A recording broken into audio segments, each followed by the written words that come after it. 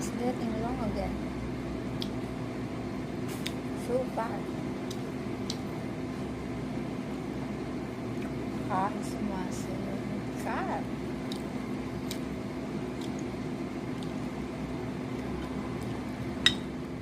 Sarap ng rice with garlic. This is not fried rice. I just put fried garlic, toppings, and bought the soup.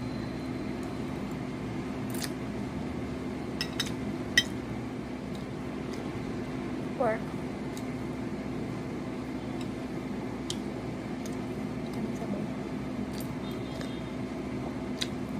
Pwede na. Medyo mahal lang kasi 100 pesos.